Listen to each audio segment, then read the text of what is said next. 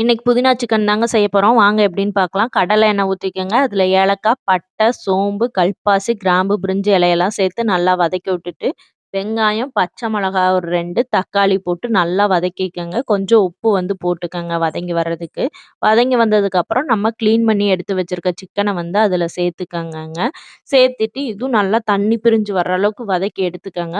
அதுக்கப்புறம் வந்து தூள் வந்து 2 ஸ்பூன் ஆட் பண்ணிக்கங்க. Garam masala 1 spoon chilli powder வந்து ஒரு 1/2 ஸ்பூன் அந்த மாரி ஆட் பண்ணிக்கங்க.